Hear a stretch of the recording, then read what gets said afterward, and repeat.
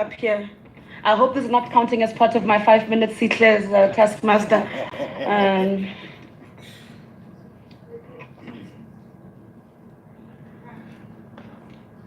You can tell a joke.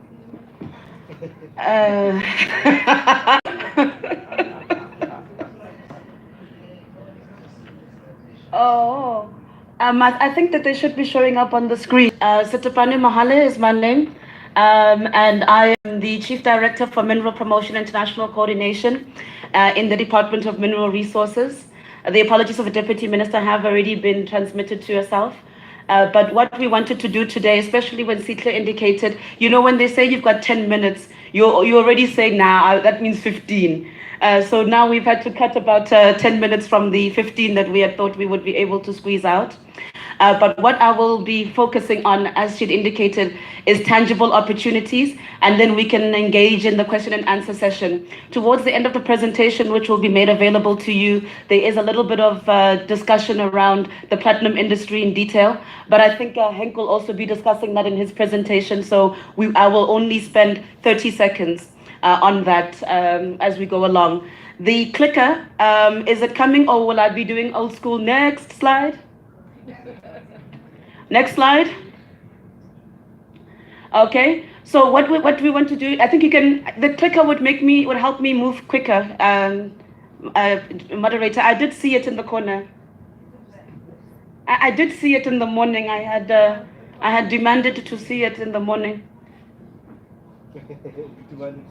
Yeah, when I was told. Yes, Henk is normally very well organized, the clickers and the pointers.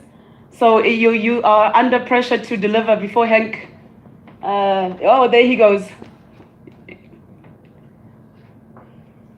So what the presentation I'll take you through will just indicate the program that we have started. We're calling it a junior minors program, but you read into it what you will. As we go through it, you'll see that it's not the junior minors per se in the Canadian version. This is about how you get Black entrepreneurs.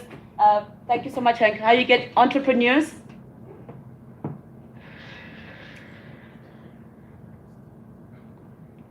This is probably just say next slide. No? Yeah.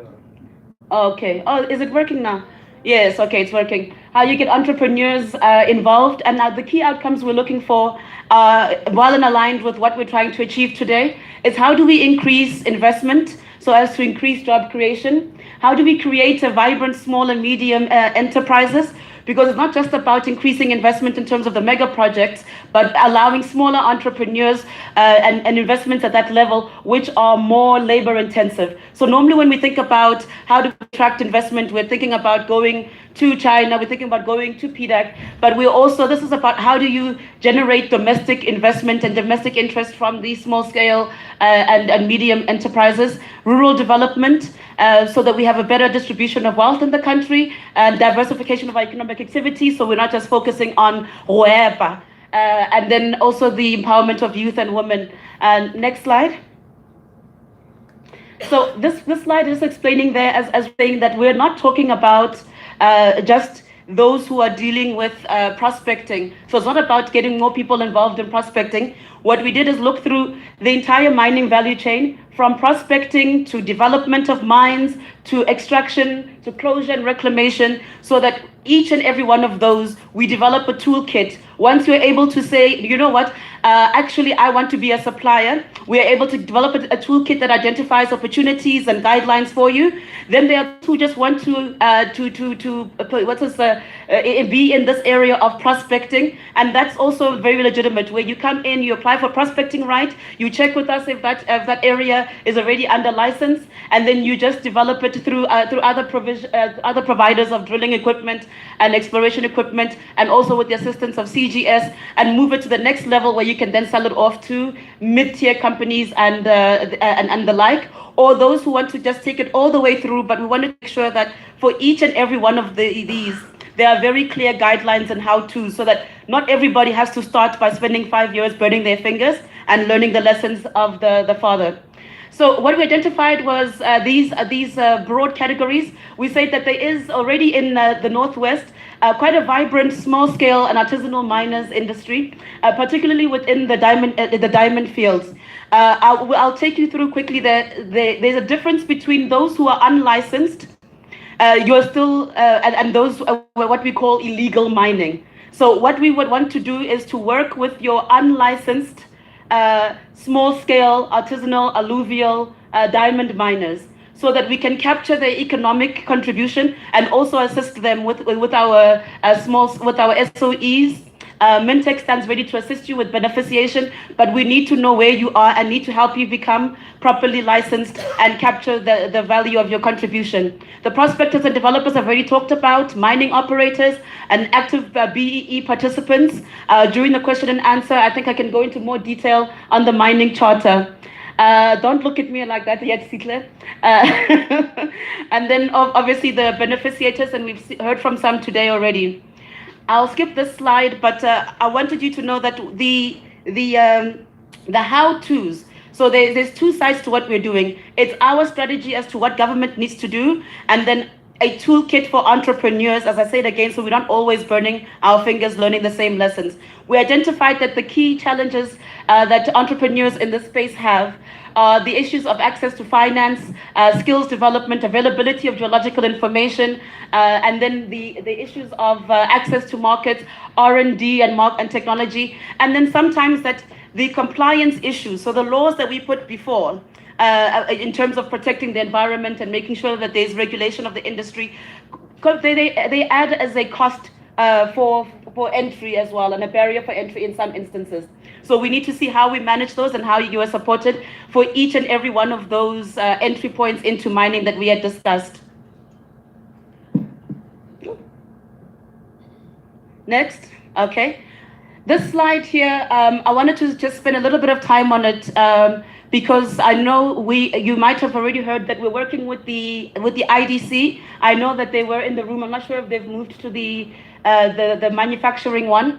We're working with the IDC to identify specifically for each and every one of those, as I indicated. When we say access to finance for a small-scale miner is different for a prospector, is different from somebody who's trying to beneficiate. But the one that we found is the most difficult at the moment, because for small-scale mining, we do have a direct allocation from Treasury, and I can go into detail in that in the question and answer session.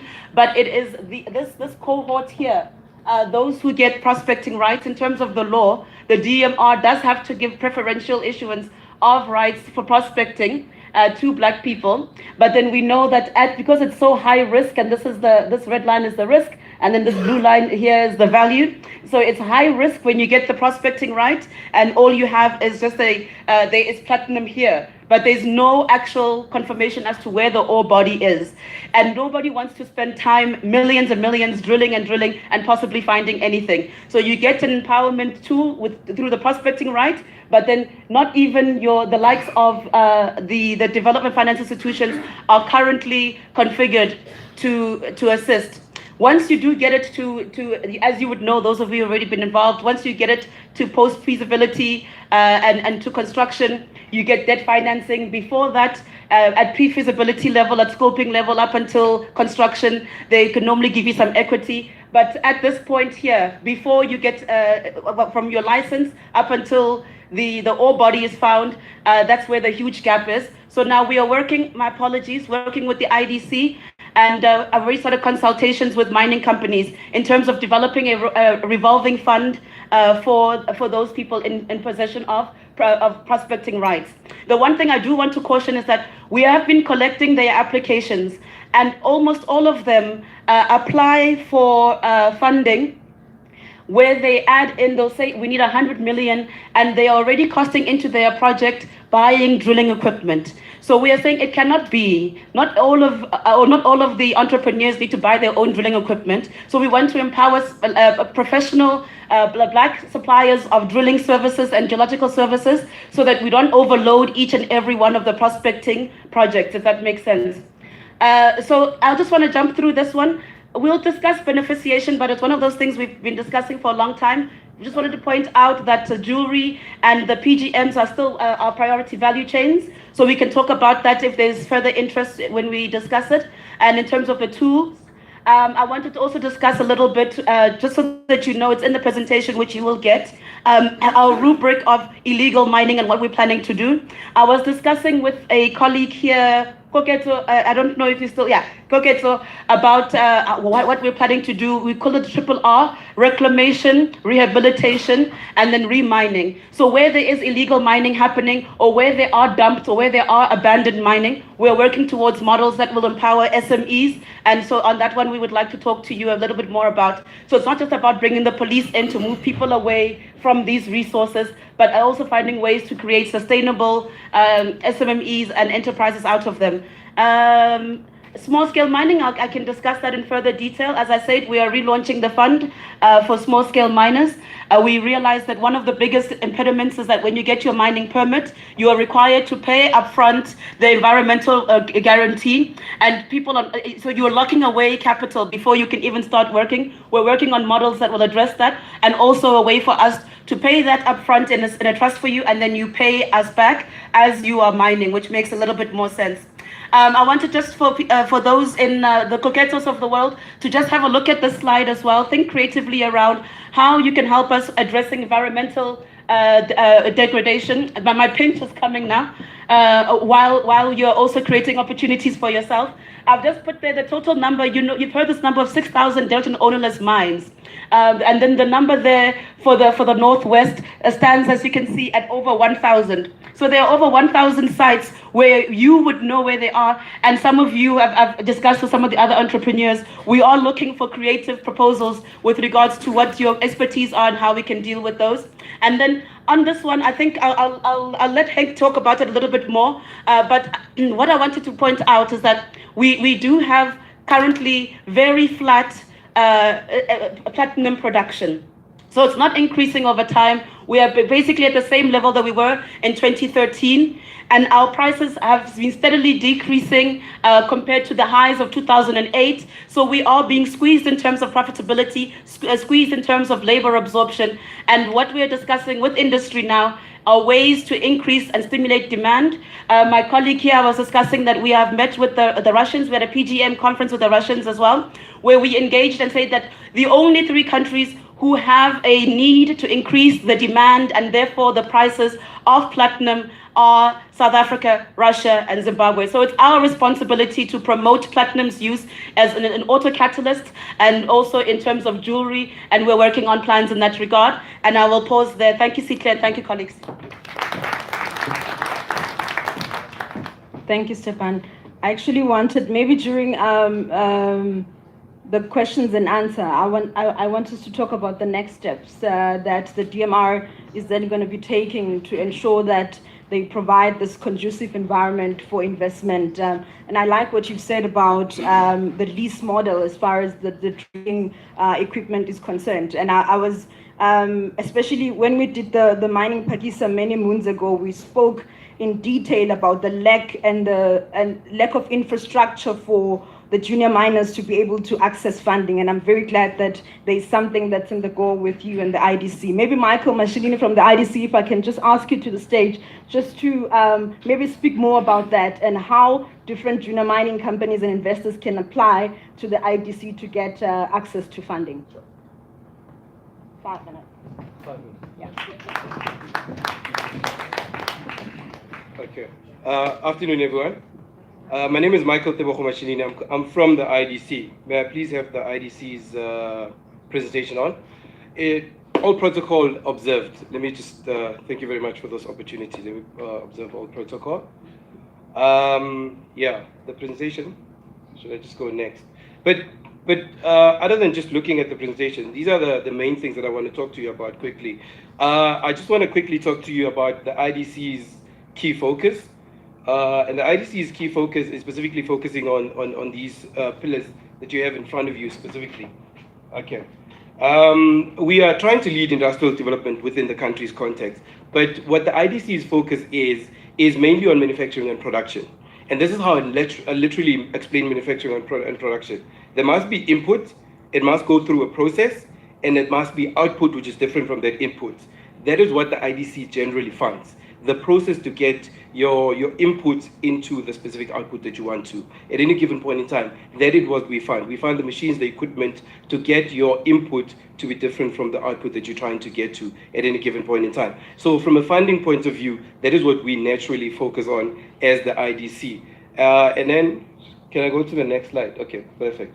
This is just the Northwest regional presence. This slide just talks about where we are in the province specifically. We have an office in Brits, Mafikeng, and Rustenburg, and we have satellite offices in Klerksdorp and sorry, okay, this thing is a bit, yeah. And if I just talk about the value chain from an IDC point of view, I wanted to talk about the metals and mining specific ones specifically. When you come to the IDC for funding, these are just the 4 pillars that we look at when we want to focus on funding specifically, whether it be from a junior miner's point of view or any transformation sort of entity that wants to apply for funding from an IDC context. The first thing we look at is corporate governance. From a corporate governance point of view, we want to look at your requirements. Do you have specific EIAs? Do you have specific requirements that you meet from a DMR point of view? Do you have a mining license or prospecting license and the likes? That's the first thing we look at. We want to look at your management structure from a corporate governance point of view. Because remember, from a mining context, and we have spoken at the Mining Indaba this year, transformation is a key driver which the government is trying to promote and push within the context of mining itself. So we want to look at the composition of your management structure. We want to look at corporate governance for one. The second thing is the marketing. Is there a market? How do you access that market? Can you then put down the market on a specific calculation for us to then see whether or not your entity will make enough money to then repay back the funds from an IDC point of view? The third one is the technical aspect. Either be it from a beneficiation point of view. If we look at a chrome processing plant, for example, we want to look at the capacity of your chrome plant. We want to look at the legality of your chrome plant, whether or not it's going to meet the specific requirements of any mining institution, or when you get the raw chrome before you process it. So the technical aspects also needs to make sense from our aspect as a funder. And then the final one is, what is the funding that you then require from the IDC? From a funding point of view, we then look at the financial aspect of your application. Once all of these pillars then make sense, we would then look at your application favorably, but within the 4 to 6 weeks context, that's our turnaround time as the IDC. Then your funding then goes into the IDC processes to then be funded. So these 4 pillars are important. The first one is corporate governance. The second one is marketing. The third one is the technical aspects. And the fourth and final one is the financial aspects of it. If I then look at this, remember I spoke earlier about the specific focus that the IDC National has. Youth empowered entities is something that we are actually focusing on. Women empowerment transactions is also another aspect that the IDC is looking into, and that is the IDC's context, and localization is something that we are really taking pride in as part of our mandate as the IDC. The focus from a Northwest point of view, I have my colleague Kashmira who's about to speak about tourism. The manufacturing and the mining is also quite critical from our sense, and also agro-processing. Because remember, each province is focusing on different specific mandates. So the Northwest province is focusing on these 3 pillars to then drive transformation and development in the province specifically. And these are just specific nodes within what we look at as the IDC from a funding in the mining and metal space. So if you look at beneficiation is quite strong from our sense, and that's what we literally are looking at when we look at funding of these institutions. And the list at the bottom here just reflects what we also look at when you look at our specific mining focus. Mining from a national point of view in the IDC is still dominating our IDC books. This is like almost 50% of our funding from a national context is driven around the mining sector. Mining, because of the importance of mining, this was the first year in the Mining Indaba where we have a sitting president actually attending and addressing the Mining Indaba. It has never been done before. It just shows you the level of interaction we have from a national government point of view to a DFI point of view, and our partnership with the DMR. It just shows you the strength of our relationship when we want to look at this. And this 50% of our book from a national context is a true reflection of the focus in which we are actually focusing on in terms of the mining strategy from this. This slide just shows you the amount of jobs that were created in the last 5 years. If you look at our total book as the IDC in the province specifically, as well as you look at the specific mining book, we're sitting at 1.6 billion from that point of view. No sector goes without having challenges, and these are some of the key challenges that we have from a macro and IDC funding point of view. We spoke about pre-feasibility funding. It's quite a challenge, but with our partnership with the DMR, we're also trying to alleviate that and ensuring that this problem of pre-feasibility funding is also taken away. From a sector point of view, these are the opportunities. You guys will go through the opportunities in detail after this presentation and the sit down. In terms of the IDC application processes, you can contact one of our regional offices in Brits, Mafikeng, Rustenburg, or in one of our satellite offices as well. And then we have an online platform where you can apply for funding. I'll take questions later on as part of the sit down. Thank you very much for your time. Thank you, Michael. That was very insightful. I'm quite, and I was going to say to the MEC as well, I'm quite encouraged by the broadening of the participation in the mining sector from the speakers that came here earlier on, the young women, and the focus that the IDC is giving to making sure that the women and the youth are getting an opportunity to participate meaningfully in mining in this country. Next, I'm going to invite, I know that this is like a lot of talking. I promise at some point I'm going to give you the opportunity to also ask questions. We're just going to go through all of them, and then afterwards, then we all engage and we talk. I'm going to invite Henk Langenhoven from the Minerals Council of South Africa to speak about mining in the Northwest.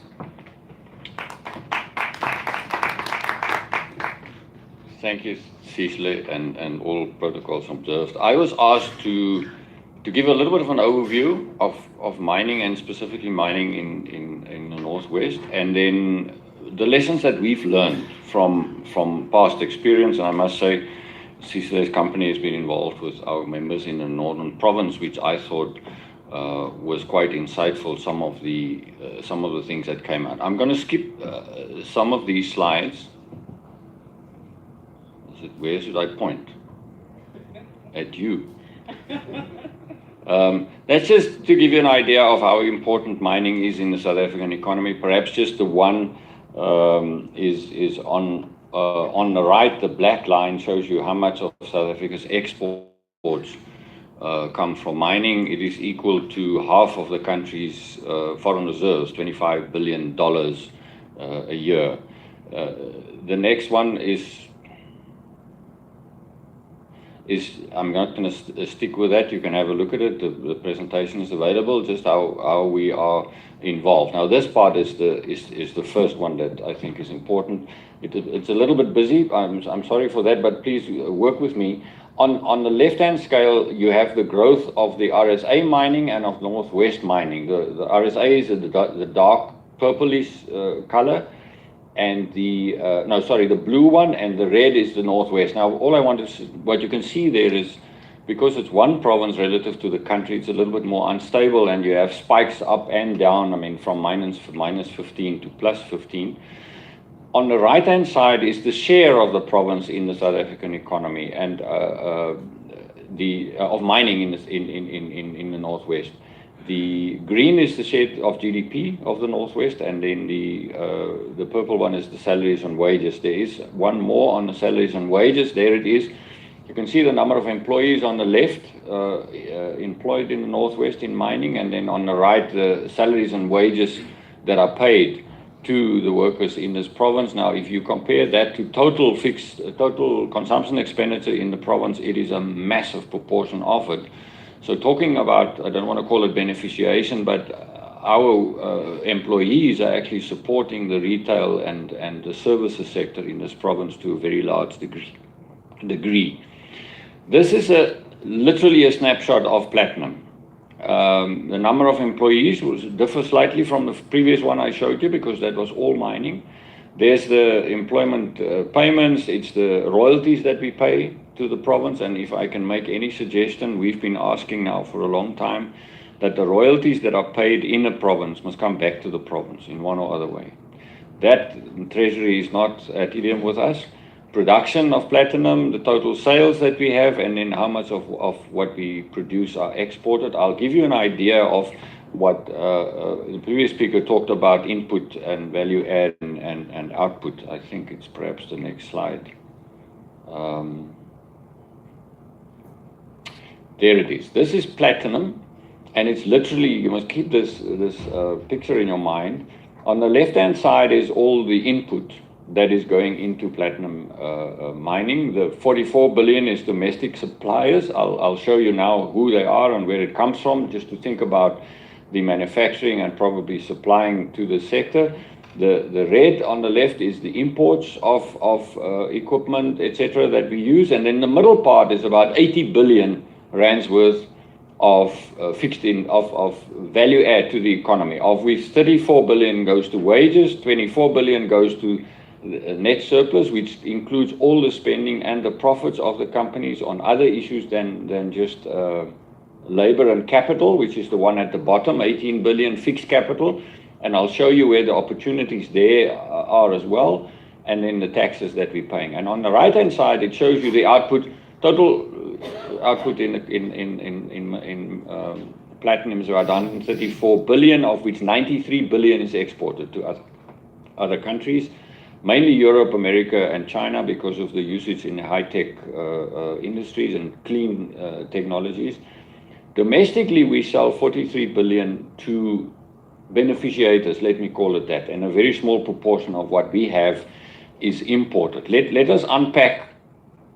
I think these batteries are starting to fade. Can I have the next slide? This is that 43 billion that we're selling domestically. Non-ferrous metals, it's used in some of the reworking of those parts, machinery equipment, electrical machinery and apparatus, but the most important part, motor vehicles, parts and accessories, that's the catalytic converters, and jewelry inside South Africa. So 43 billion of 134 billion of what we produce are actually beneficiated within the country. If I can show you on the input side, this is where we're buying from. About 44 billion from domestic suppliers, and then 9 billion has been imported. In yellow are the bigger proportions. I should have put above basic chemicals, I should have actually highlighted the one above it, which is fuel. Other fabricated metals and machinery are a big portion, electricity and gas. Just look at how important Eskom is for platinum. 13.5% of our inputs are actually electricity. If you keep labor separate, labor is a separate cost issue, and then finance and so on. What I want to highlight as well, and there's not much time to do that, but about 35% of our input costs are related to either the state-owned enterprises and their products like Eskom, or Transnet, or other administered prices like fuel. So for more than 35% of our input costs, we have no control over, and it's controlled by administered prices in general. So this was on the one side, the input side, which I just showed you, and on the output side, what is beneficiated in the country. This is in fixed investment what happens, and which proportions of each one of those are imported. Of course, building and construction, developing of the mines, nothing is imported. Transport equipment, a very small proportion, and then machinery and equipment, and that's where the big possibilities lie, and it's actually discussed at the moment in the other breakaway group, and in exploration, etc. So these are in terms of the overall platinum, and again, there are other mining companies in mining commodities in your area as well. But in platinum, that is the proportions of what is possible. Setapani was talking about the price. That's an index price, so inflation is taken out. So what you see is the dollar price for platinum per ounce and the rand price for platinum. And I think I must first show you the next slide, which is this one. Let me show you the next one first. The blue line there is the cost increases in platinum mining. And the red line is actually the movement in the commodity prices of platinum. And what it tells you is that the pressure, the cost pressures, so the Pani referred to that as well, is actually immense in the platinum sector. So they are bleeding profitability because of cost rising faster than the commodity prices. Maybe we can skip the other one. It was just the commodity prices relative to production. Can I get the next slide? Electricity. Our estimates show that if the 15% went through, we would have lost 37,000 jobs in platinum. Can I have the next slide, please? I just want to show you some of the challenges. Are all the stakeholders that the mining companies have to deal with. And you probably, as well as the province and local authorities. I'm not going to go into much deeper into that, but if anything can be done to make this easier for mining companies and for suppliers, then it would work a lot. Can I have the next one? This is spending in, by the way, the previous slide came actually from a study that Deloitte did in the Northern Cape.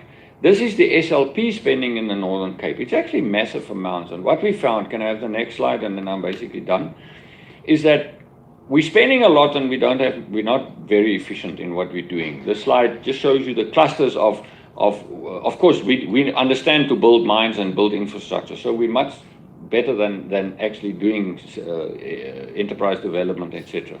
So there's a big push going on amongst the mining companies to work together with their SLP funding and make it available where it's actually needed the most. I don't think there are more, I think the next one is thank you. Yeah. I'll answer questions if you want. Thank you, Hank.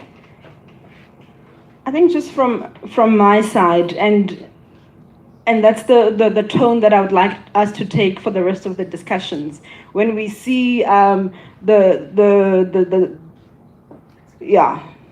stakeholders that Hank showed us that are there in the mining sector, I would like us maybe moving forward in the discussion to see and have a lens of how do we then work together to drive investment in the Northern Cape. I wouldn't want us to then use that part of the discussion to settle some gripes that might be there between stakeholder A and stakeholder B, or maybe what the DMR did not do for you somewhere. But I think just the tone of the discussions going forward, when we get to the discussions, would be then, what do we do together? This vast amount of diverse stakeholders in the projects that Lonmin has started in this area.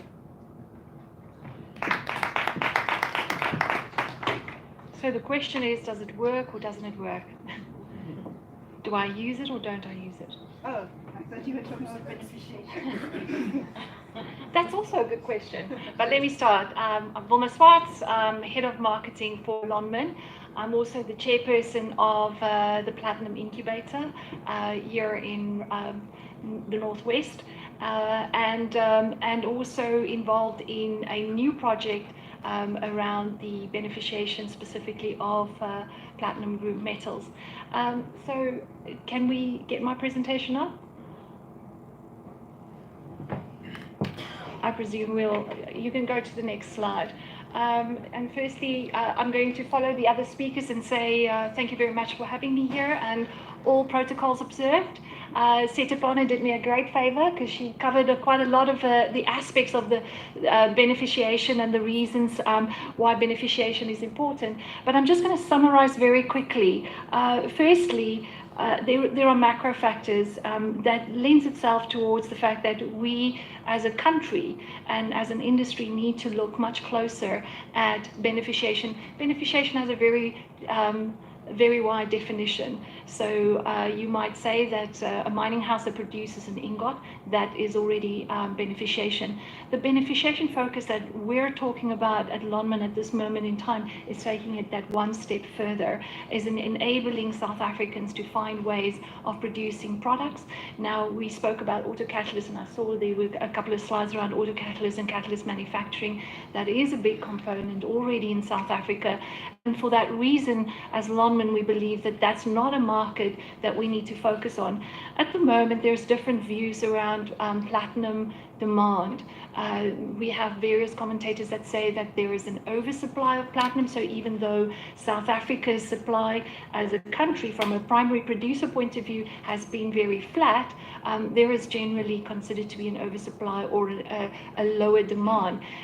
Platinum has faced quite a few headwinds, such as the negativity around diesel. A lot of platinum is used in diesel, and we've also seen a contraction. Some of the trade wars and the economic slowdown in China has had an impact in a very big market as far as jewelry is concerned. So for the macro factor reasons, it is up to us, as Setepani said, Russia, Zimbabwe, and South Africa, to find those opportunities to develop and manufacture product of our precious metals that we produce. We have a compelling reason to do so because it is one of our primary minerals that we mine.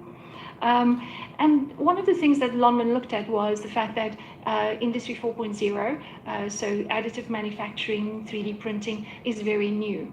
For us to try and compete in spaces with jewelry in China, very difficult. They mass produce, they consume 3 million ounces. It's a very interesting slide that Henk put up around our jewelry consumption. We believe that markets should be bigger. We think that there should be more people standing up proudly and owning platinum jewelry. Everybody in South Africa should want to own a piece of platinum jewelry. And we believe that there is an ability within South Africa to actually manufacture those, both in the traditional sense of manufacturing, as well as in using additive manufacturing from that point of view. So I wanted to just cover 3 areas that we focus on.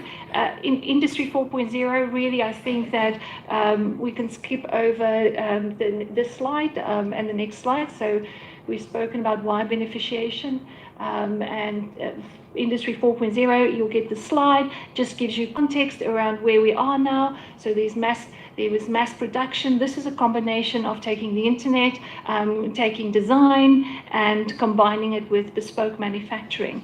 And what you can do with printing of platinum group metals is that you can have volume without mass. Because the whole problem around manufacturing with platinum is generally that it's a difficult metal to work in, and 2, it's very heavy, and it's 3, it's very expensive. So if you can overcome some of the design issues and the design challenges, this creates a great opportunity.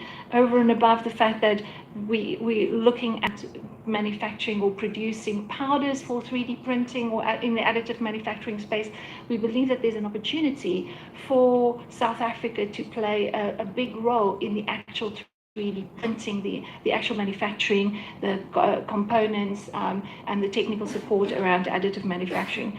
But let me take you to the next slide and take you through our journey, where we started at and what we have formed. So we started in 2016 in a joint collaboration with the Central University of Technology, the Northwest University of Technology, Northwest University, and the Vaal University of Technology, because each one of these universities has specific competence.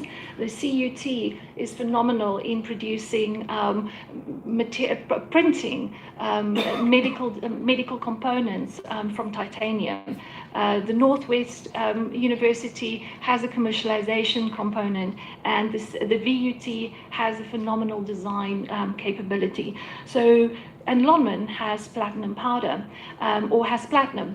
And we went on a journey to produce powder, and we finally produced a powder in 2016. We bought a printer, and we set up a company, on the next slide, we set up a company, you can go to even the next slide, that is called Platform, that is an innovation hub. And the Innovation Hub has two elements to it. You can either come to the Innovation Hub with your idea, and we will prototype print for you. So one of the big barriers for an SMME or an entrepreneur is the setup capital. Platinum is expensive. The equipment is is expensive. So we create an enabling environment where we will prototype. We will work with you to prototype your product.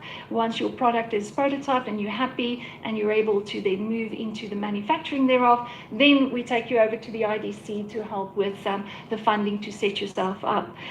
The other way in which we can do it is where we co-create IP with you, and that we part own the IP and the business with you. So that 3D additive manufacturing space is a beneficiation environment where you could look at jewelry. We've done an amazing campaign with the Platinum Incubator where we did a Valentine's campaign where we sold, I'm going to get pinched, where we sold Valentine's platinum printed, and if you want to see what it looks like, I'm actually wearing one, and we have collaborations with companies to look at making industrial product, because that's really what we're keen on. So I'm going to skip through all those examples and then just talk very briefly about our support to the Platinum Incubator. Again, what we've done there is we've helped the incubator set up a level 1 security environment, and we enable and supply platinum to the incubator. Our next step with the Platinum Incubator is to help develop commercialization, to help create and develop the market. We had a very successful campaign in November selling platinum into the market. One of the other projects that we are also involved in beneficiation is Takadu. This is a very big, brave, ambitious project looking at nickel sulfate, purified nickel sulfate, because as we know, electrification is real. Cars will be electrified, and nickel is a very key component. And we have we're about Takado Battery Materials will be commissioning towards the end of May and producing purified battery materials. So in essence and in short, Lonmin is keen to look at opportunities where we can enable the beneficiation of our minerals in South Africa specifically.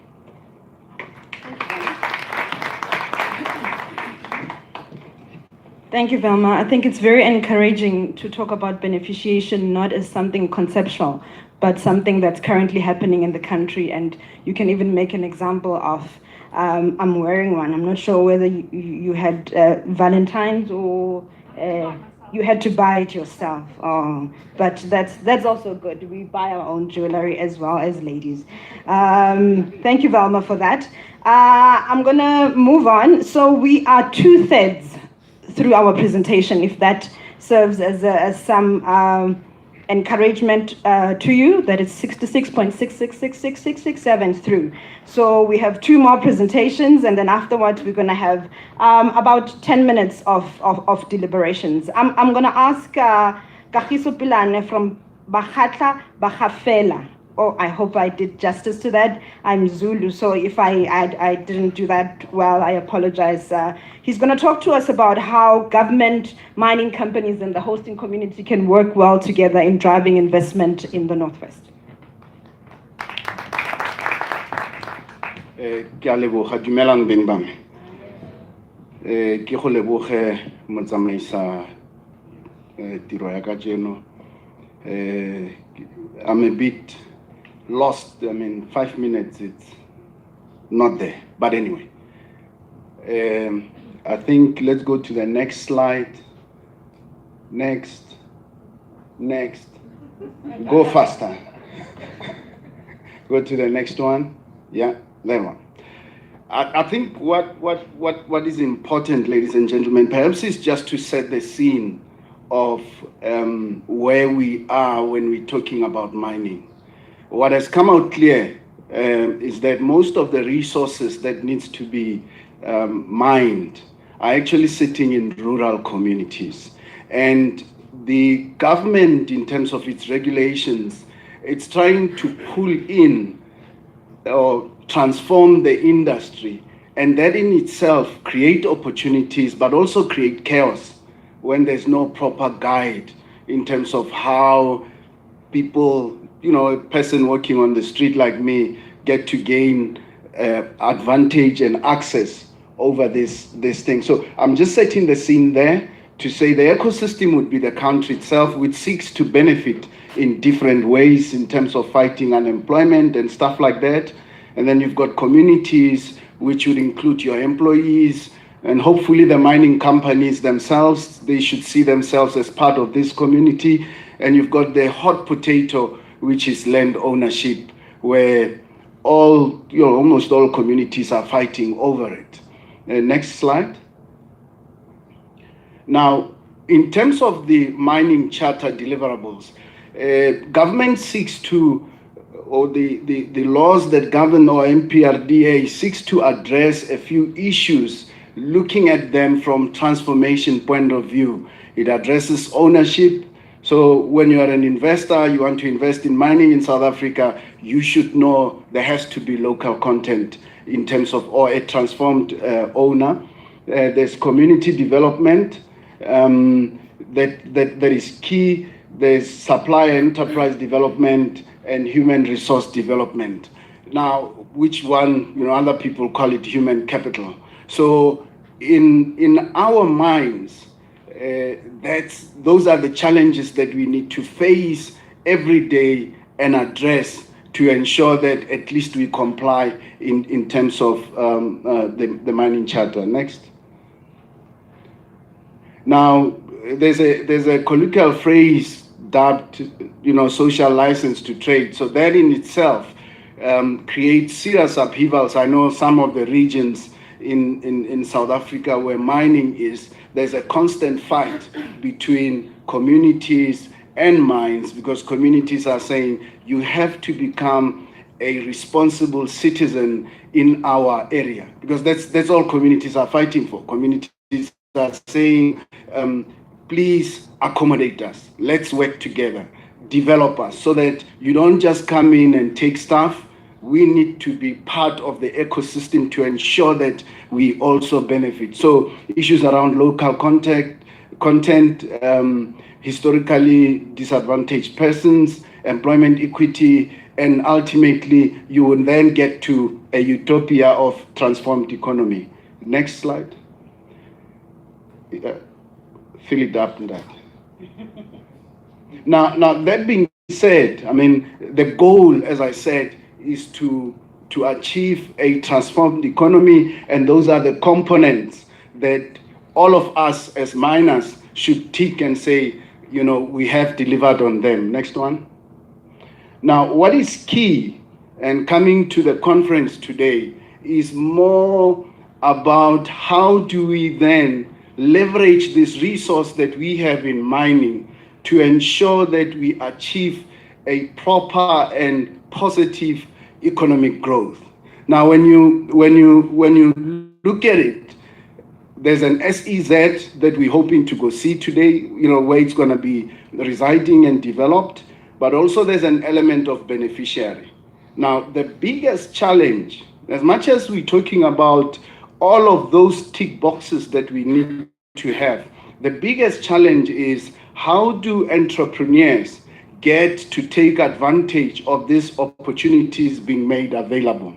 Now, we need serious collaboration between government, your DFIs, mines, and communities, so that all of us, we then work together in attaining this thing. It's pointless for somebody that comes, I've seen in one of the slides, there's lots of commodities or inputs that we import.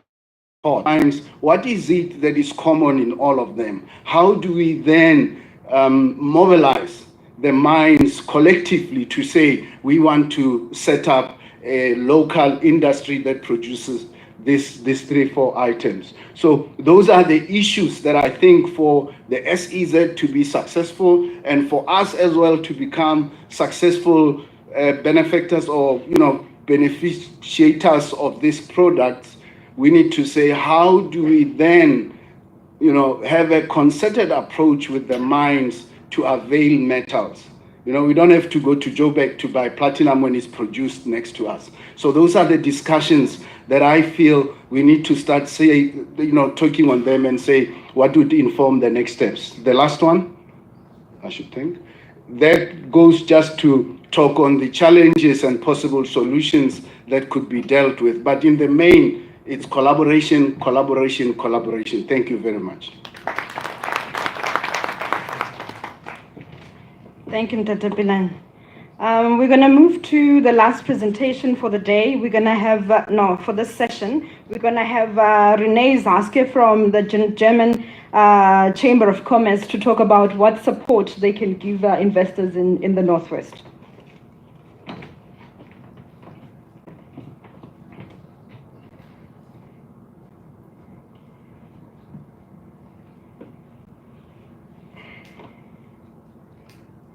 Oh, it works just fine. Yeah, good afternoon, ladies and gentlemen. My name is René Zaske, and I'm the head of the Competence Center for Mining and Mineral Resources at the Southern African German Chamber of Commerce and Industry, based in Johannesburg. First of all, thank you very, very much for the invitation today, because I think that secretly the Northwest Province is my favorite state in South Africa, and I always have like the issue when like the friends are coming down from Germany to visit South Africa and they want to go to Kruger National Park, they want to fancy places like Cape Town. I'm not a Cape Town fan at all, and I'm always trying to convince them to be like, it's just a 2 hours drive and we just take the road in the direction to Magaliesberg and Rustenburg, and it's pretty beautiful. And I think it's true. Even today in the morning I took the drive from Joburg, and it's fantastic. I love to be here. So thank you very much for having me. Yeah, what it's all about. I just want to give like a very, very quick introduction about like the German Chamber for those who do not know what we are doing, and about our project, Health and Safety in the Mining Industry, which is actually the reason why I got the invitation today. So yeah, the German Chamber. We are basically all over the world. We are proud of it because even compared to other chambers of commerce and industries, I think we have quite a unique business concept, and we are trying to help the German companies in foreign countries, basically all over the world. You will see on the right side on top that we are not just responsible for South Africa, we are covering the entire region, which makes it even more interesting for myself, because running the Department for Minerals, Mining and Mineral Resources, that like countries like Zimbabwe and the DRC Zimbabwe, we have just heard it today, is quite interesting even from an investor point of view. So we are covering Southern Africa, and that's why we are the Chamber of Southern Africa. What we are doing is we are promoting services in terms of we are trying to help German companies to enter the market in South Africa, but at the same time, and I think there's a bit of a difference in our business model, we are helping Southern African companies to actually enter the market in Germany. So we are facilitating various delegations even to Germany to get like South African companies directly in contact with the German business guys. Yeah, we are promoting trade. So all the time when I'm getting an invitation to talk about like the markets in Southern Africa and Germany, I'm picturing a very colorful picture of South Africa, which sometimes might be a bit misleading, because I think like all of us know that like we are facing also our issues here in this region, in this country. But nevertheless, our job is like to promote the region, and for the last 2 years it actually works quite well, and all the delegations we are facilitating here are very well visited, and the feedback is very good, and we had like very great and good business cases in the past. And the third one is like networking, because basically we are like a member-based organization, so we have around 600 members. It's just not German companies, it's also South African companies, and we are just like having a platform and forum for networking. So the health and safety project, what is it about? Just a quick overview, because I think it's just important to understand what it is about, because even the title is sometimes a bit misleading. So the project is 100% funded by the German government for the next 3 years. So we started in 2018 and it's running until 2021. why are we doing this? Why is the government like putting so much money into like a sector somewhere far away from Germany? The reason is that Germany, we are almost 99% of our raw materials are imported. We had a bit of coal, we had a bit of brown coal, but it doesn't we need more. So that's why we are dependent on imports. And then the government realized that we have to take care where we are getting the raw materials from. And then countries like South Africa are playing like a major role of where we are actually getting our raw materials from, which are like a part of like the value chain of German companies. And then they agreed on that we have to also take care that the mining process, like the process of mining itself, should be done properly. And this is why we have this project called Health and Safety in the Mining Industry, where we have the objective of like making the mining industry or like increasing the health and safety of the mining industry in South Africa. What is the approach? How we are going to do that? What is the concept? We are not coming here with like plenty of ideas and tell people what to do. We just go into the market, we are listening to people, we are identifying projects which are already like in place, and we want to support those projects with our work and also financially. So what we have done in the past is we screened the entire market to identify those kind of problems, and we were listening what's actually needed or how can the German chamber can help, the German government, German companies can help to make the situation better. And I think with this approach, we had the opportunity to cooperate with a lot of different organizations, institutions and projects, trying to actually make mining healthier and safer. The first step is we have a publication about health and safety. The publication is about to just showcase cases, best practices, where some projects have already helped to make mining healthier and safer. And therefore, we see here just like a few examples. We visited in Rustenburg the operation plant running by Lanxess, and they had like a fantastic turnaround strategy for 5 years. And I think now it's like one of the safest mines in South Africa. And we just want to create awareness about those cases and to showcase the work people have done in this regard. Because we always have the issue that when it comes to mining and the continent Africa, the reputation is quite bad within Germany, which is actually not very. Okay, 2 more minutes? 1 more minute? Yeah. Okay. So the reason is just that we just want to create awareness and to showcase those cases that even like in South Africa, there's a Health and Safety Mining Act in place, etc., to push the reputation a bit. This is just like the agenda for it, and well, that's basically me. And yeah, all I want to say is that we are able, or like we want to work together on that. And yeah, if there are any questions, feel free to just ask. Thank you. Thank you, Rene. So we literally have 5 minutes to have questions and answer. I'm going to ask, I had to negotiate for this 5 minutes. I'm getting rude notes that stop talking right now. So we're going to try and ask a number of questions from the floor. Can I ask that as you ask your question, please just go direct and ask the question, and I'm going to try and guide you in the question. So if you're asking a question that doesn't speak to the next steps, what are we doing to drive investment, or maybe a specific opportunity around mining and beneficiation in the Northwest, I'm going to ask you not to ask the question. So can I just get an indication? I have a number of questions, but I think it would be best for you to ask the questions that you have. Can I just get an indication of the 3 questions that I can take? Okay, 1, 2, 3.